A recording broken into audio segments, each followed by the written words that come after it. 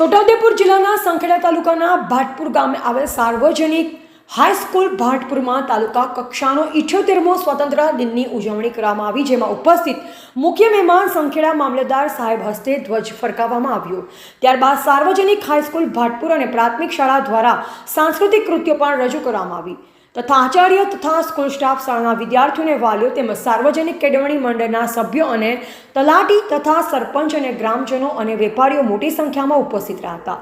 Police staff, આરોગ્ય staff, આંગણવાડી staff અને 15 જેટલા પ્રાથમિક શાળાના શિક્ષકોનું પ્રમાણપત્ર આપી સન્માન કરવામાં આવ્યું અને ફોરેસ્ટ વિભાગના કર્મચારીઓનું પણ સન્માન કરવામાં આવ્યું હતું।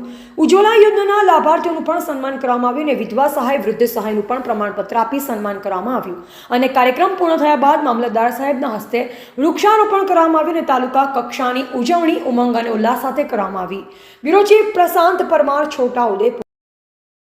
તાલુકા કક્ષાની ઉજવણી ભાટપુર ગામે સાર્વજનિક હાઈસ્કૂલ ખાતે આજે યોજવામાં આવેલ, તેમાં ધ્વજવંદન કાર્યક્રમ પૂર્ણ થયા પછી 15 પ્રાથમિક શિક્ષકોનું સન્માન કરવામાં આવેલ, ઉજ્જવલા યોજનાના લાભાર્થીનું સન્માન કરવામાં આવેલ, વિધવા સહાય, વૃદ્ધ સહાયના લાભાર્થીનું સન્માન કરવામાં આવેલ અને સાર્વજનિક હાઈસ્કૂલની સાંસ્કૃતિક કૃતિઓ પણ રજૂ થયેલી અને ભાટપુર પ્રાથમિક શાળાની કૃતિ પણ રજૂ થયેલી। આપનું નામ છે? ડી.એ. પટેલ, મામલતદાર સંખેડા। આજના 78મા તાલુકા કક્ષાના પ્રોગ્રામમાં સંખેડા મામલતદાર કચેરીમાંથી મામલતદાર સાહેબ પધારેલા હતા।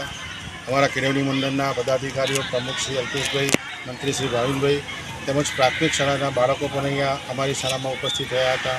ખૂબ મોટી સંખ્યામાં ગ્રામજનો અને આ કાર્યક્રમની અંદર શાળાની બાળાઓએ ખૂબ સુંદર કૃતિ રજૂ કરી હતી અને મામલતદાર કચેરી તરફથી વિવિધ લાભાર્થીઓને જરૂરી પત્રો અને ચેકોનું વિતરણ કરવામાં આવ્યું હતું। સદર કાર્યક્રમ ખૂબ સરસ વાતાવરણમાં પૂર્ણ થયેલ છે। નામ સાહેબ? મારું નામ ધર્મેન્દ્રભાઈ પટેલ, સાર્વજનિક હાઈસ્કૂલ ભાટપુર આચાર્ય છે।